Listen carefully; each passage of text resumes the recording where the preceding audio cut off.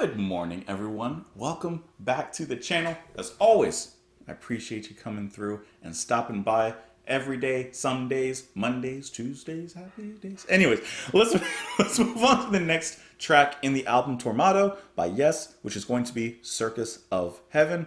Do they have clowns in heaven? I don't know, maybe if you make God laugh. I don't know. I was never a circus person. The clowns always scared me when I was a kid. I remember once or twice my parents asked me when I was young. They said, "Do you want to go to the circus?" And I was like, I was kind of interested in like everything at the circus, the animals, the trapeze acts, the acrobatics, all that stuff. Sounds really cool. But then there was the possibility of those clowns, and I've never seen it, but I just didn't want. It's just something about clowns. It's scary. Anyways, let's go ahead and listen to Circus of Heaven. Oh, we'll talk about it after. Let's go.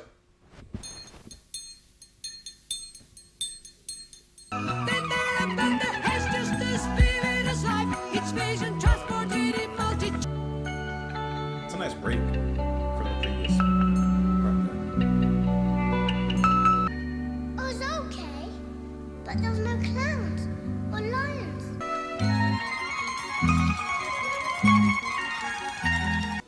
Circus of Heaven had a really nice progression and a really nice build up throughout the runtime of it. I like how it builds up so cautiously, builds up very nicely, gets halfway, then discards everything that it builds up, and kind of renews itself with this cheerful, atmospheric, like positive outlook, talking to a child. Then you have the child coming in later on, an actual kid, voicing, "Hey, there's no clowns. We didn't see any unicorns. We didn't see any of this." Now, I'm just saying, it's a good thing there were no clowns at this circus.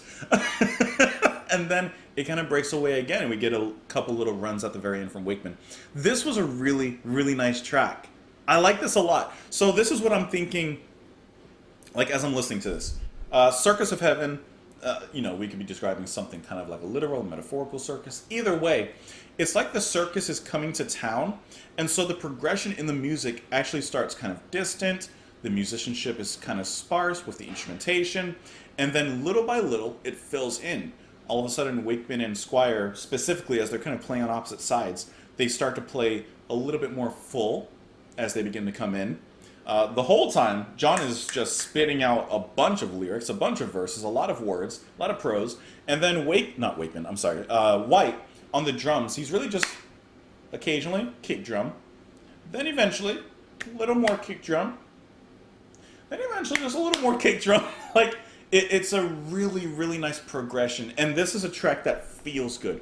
This feels like that feeling that you would get as a kid or even as an adult when the circus is coming to town, or something that you want to see, something unique, something exotic is coming to town, and you want to go see this perhaps once in a lifetime opportunity. So I think the band actually did a great job capturing that feeling. Like I said, let me turn up the volume here. Beginning, it's not a lot going on. Sparse bass line from Squire. He's just kind of carrying this kind of warm islandy groove. Dun dun dun. Dun dun dun dun. And even him, he begins to fill in that rhythm in those holes just a little bit more as they continue on. So I really enjoy how we go from something as sparse but melodic as this. Like Wakeman and Howe accompany and work so well off of each other, just like you can hear in that little moment there. But you get that, and then later on, see how like it's not changed. It's not like a different sound. It's just they've made it more full. They've grown it organically, getting into that moment. But that break.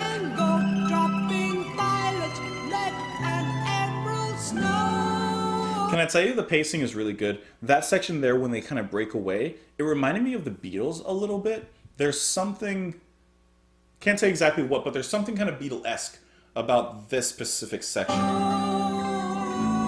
There's a faint feeling of wonder, perhaps a faint feeling of like amazement. And then of course we get back into it later on, right back here. This, such a great moment built on subtlety. I love the slight buzzings of the synth. Of course, Howe just releasing these very tender notes into the air. I do wish that part went on just a little bit longer, because it felt like a very unique payoff to this track. It builds up this this calm, steady, but wonderful and fantastical atmosphere. Then it completely broke away and gave us this really nice atmosphere to play with. Everything kind of slowed down. And then we got this really nice kind of solo. I really do wish that this part went on just a little bit longer, especially before collapsing into these runs. While I didn't care for that so much, it's kind of a non-point. It wasn't a big deal. I just really liked the little bit that came before it, and I was like, ooh, I want more of that. But I do think it's interesting that right before Waitman goes on and does all those runs, the lines from the kid is, oh, it was okay, but there were no clowns or lions or tigers, no bears, candy floss, toffee apples, no clowns. Like, there was nothing that a kid would expect from the circus. So perhaps those runs there, which kind of sound circusy, was kind of like the band, or maybe the father, giving this kid the circus that he was wanting, or something like it. I don't know. Somehow fulfilling his wishes and what he wanted. However, let's go ahead and look into the lyrics and find out what exactly the Circus of Heaven is. The day the Circus of Heaven came into town, local folk lie in the streets in a Midwestern town, waiting anxiously for the parade to begin all around on the very last day. Kind of like Dead Can Dance Carnival. A unicorn headed the mystical way, surrounded by what seemed 1,000 golden angels at play. Behind were centaurs, elves, bright fairies, all in colors of jade on the very final day. For what seemed only just another moment in time, 7 solemn flying silver regal horses rode by, 7 golden chariots in tow, a wonder to behold, the 7 lords of the mountains of time. There then arose where nothing really stood there before, a giant tent, rising 1,000 feet high from the floor. Townspeople flocked inside with their eyes all amazed to greet the 7th lord of the 7th age. There's a lot going on into the construction of this tent and into the preparations. The townsfolk are excited. Everyone's excited. And this 1,000-foot high tent has been raised up, bringing out the strangest visions in perfect harmony round any dreams he asked would they like to have seen from historical or mythical scenes. So you could look at this in so many different ways. It could be like an actual circus that's going on. It could be some sort of spiritual religious leader that people flock to, and he's there or they're there to it's not sensationalize, but to like perform miracles, shows, retell history, tales. Then there above their heads, just as vivid as life, each vision transported in multitudes inventing light, Grecian galleons, the sack of Troy to the gardens of Babylon, a play of millions roared along. This is like a big historical and mythological kind of play. They're kind of putting on these shows. So I can kind of see why the kid's disappointed, because they're putting on this really cool shows and talking about history, and they're doing all these like dramas.